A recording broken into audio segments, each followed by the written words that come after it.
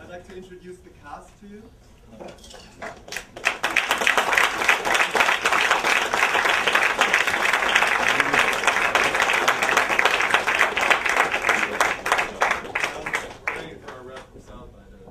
Well, whom you would see if you could see.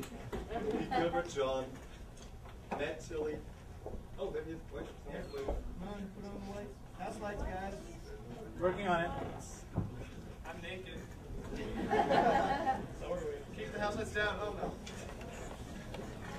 So Gilbert John.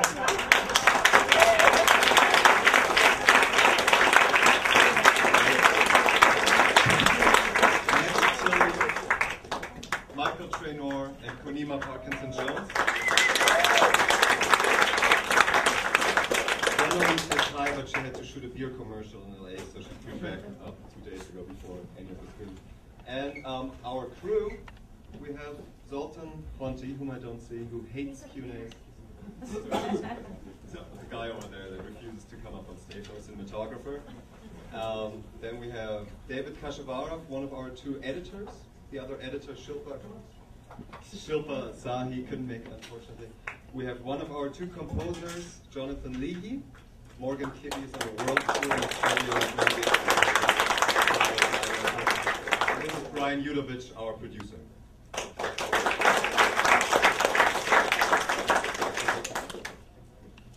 If you have questions, I would love if you had questions for the actors, so this doesn't turn into one of these Q&As where everybody's here, but no one gets the chance to say anything. Yes?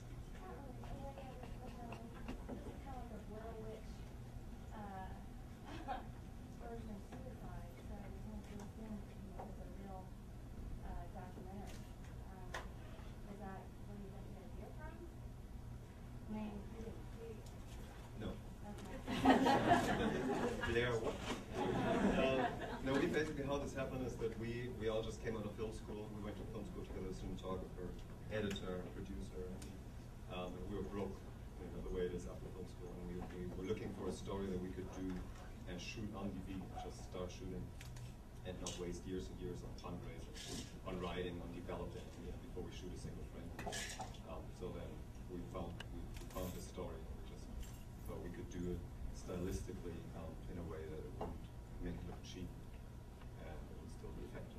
We're looking for the most effective way to tell the story. This was it. Anything for the actors? Do you have something for the actors? Yes. This movie was saying it seemed very real. For you guys, what was it like the border between fiction and real? Just because for all it seemed very, very realistic. Well, there were some scenes that were real where we were just doing stuff together, like having lunch and hanging out, talking, and going to the library. And then there were scenes that were, it was always your own words.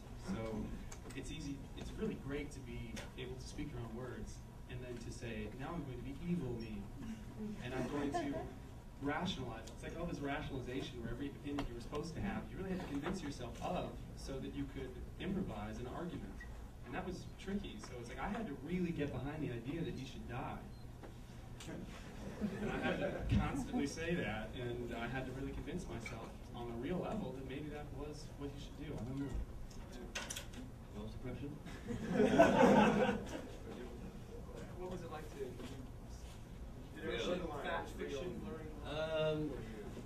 Yeah. Matt still doesn't know that was fake. He thought he lived. We took the big dance number. Daniel said what he wanted, and we just went for it. Really, that was it. Bingo. Yeah. So, we went to gun shops. We looked at the gun. They told us all about the gun. We went to a mortuary. We had to sign everything like you do. So it was it was real, and it was more fun to play, thinking it was real. Well, that's where it got exciting, and you didn't really know what was going to happen. I had no idea what was going to happen until it happened. So that was why it was fun. How much of it was actually scripted? We had like an outline. We knew where every scene was supposed to be going. We knew there was a filmmaker who was following the suicidal guy who was then falling in love with a girl who didn't want to kill himself anymore, and the manipulation coming from that. But we didn't like write a single line of dialogue or anything. It's just all the actors. did the actors outside the garage door know what was going to happen inside the garage before it happened? Yes. It wasn't that random. I would not have run back in. No, put the camera down. Let's go. Let's go.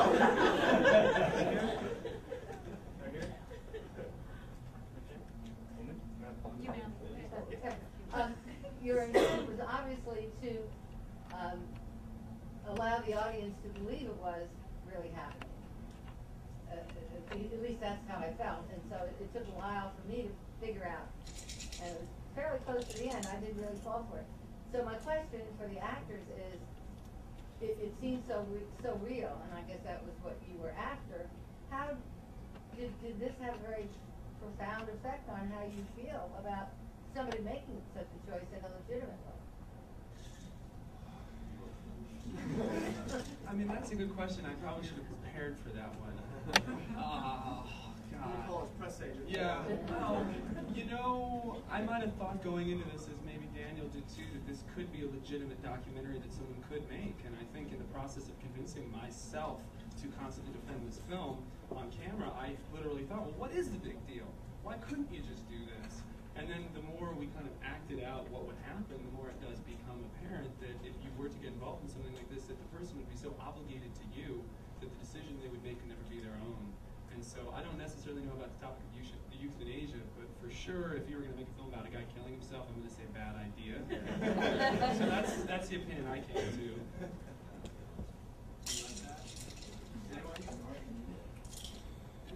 I'd like to point out there was at least one person who thought it was real. Speak up. There was one person who thought it was a real documentary. I do. Yeah. How many people? She actually left. She left. Well, you know, you feel like I feel angry and duped. Well, we should take it out back. But would you want it to be real? Yes. Really? You would. Jesus. Earlier in the film, Daniel, you had your character say, we need, the audience anymore needs a movie that's going to, push it. That's going to show them something that they can't see anywhere else. Do you really feel that?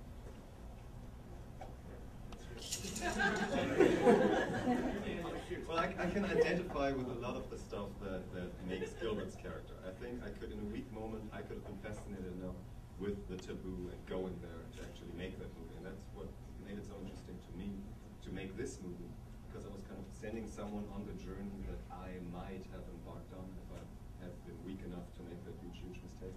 So yeah, I do believe that that's a dilemma, that everyone has seen everything. We need to come up with something new and something like that. That's But to show them that, out of all the things that they could come and see, I mean, it's really interesting to me how many people come to see this thinking it's real. And is that why you're here? Because you think it's real? Or are you here? Yeah. I mean, why is the audience here? Is it still compelling would you still want to be here if you knew it was a narrative film? Right. It says it's a narrative in the program. Right. I mean, distracting so can read. We love our audience.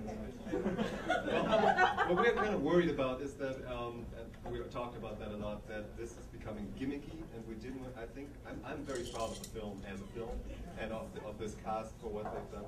And I would hate for it to be reduced to this whole is it fake or is it not as great as Blair Witch might have been, to the Blair Witch. The Blair Witch was good when you thought it was real. Blair Witch was good when you thought it was real, but when you knew it was not real, it was crap. And then they made another one. And the sequel for this one will be here next week. But I don't think the real issue, fact or fiction is the issue. It's a titillating kind of viewing of how close should we get? Is there a line between the observer and the observed? And I think that the subject matter kind of makes it exciting. It does draw you in such a way that you begin to really become concerned with that argument. I prefer to watch that than a woman giving birth in a hospital. So, we're watching that all the time. No one bats an eyelid. So, what, life and death, same thing, isn't it? So. Kill it and watch. But to me, I mean, we're always talking a lot about suicide and all. I don't know about you, but to me, it's not really a movie about suicide. And, you know, it's a movie about. Our producer's going to explain to us what the movie's about. And this is why I came aboard on this, is I believe his Daniel was an artist, and I loved the format that he was doing this. But I think what drew me in isn't suicide. Suicide is a plot device. It pushes it forward. But this movie is about drive. It's about each one of these characters' drive. And Valerie's drive and Konima's drive, and what drives you to make the decisions. Sometimes they're selfish, sometimes they aren't. But that's the story here, is these drives that push people towards this. And I think that this is the type of film, like you go see a Michael Bay Transformers because I want to see a big fucking robot on the highway and be entertained. You go to this to start conversations. I'd like to think that this movie intrigued, and you came here because you wanted to find out about this and start conversations. Also find out about yourself. And yes, very much find out. I mean, how many, like I sat there, and, you know, I'm a Midwest Chicago Catholic. And the whole time I'm watching this thing, and there was a small part of me that wanted to see this guy off himself. I'm like, what a sick son of a bitch I am. But there's that part of that humanity that wants to do these things. And I think that this raises those questions. So, I know. Yeah, time for one more question. There's one question right here. But for the record, I'm glad you're both alive. That book you checked out in the library, is that a real book someone wrote? Mine likes it. And how is that legal? Like, I don't know. Suicide. Suicide isn't illegal. Plus, he lives in Portland. It's encouraged. Enough said. They have books in the library about how to make bombs. No, seriously, go to the library and check it out. It's not that specific book, but check out these types of books. It's amazing that the public libraries do have these things. And the video is real too. The video is 100% real. Everything's real except the death. But This movie is against libraries. so,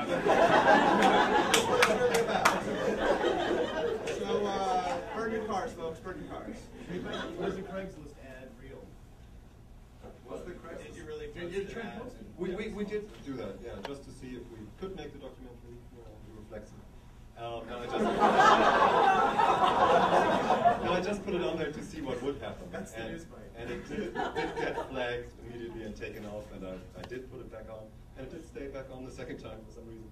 And I got no replies of people who wanted to kill themselves. Did get a lot of abuse, and how could you do this? How can you do this? I know that we're out of time here, but this is definitely a film that I think takes more than 15 minutes to talk about. And the whole reason we passed out these little pins at the beginning was, you know, if you're out and at a bar tonight and you see somebody with that pin, they obviously saw the film. This is where you start to talk about it. We'll be outside the theater. You know, I'm Brian Yudovich, Daniel Sham. You see us around. I would love to talk about this. I'll buy you a beer and we can talk about it all night. But I think I will. Show up. I'll buy you all beers. But thank you so much. I hope this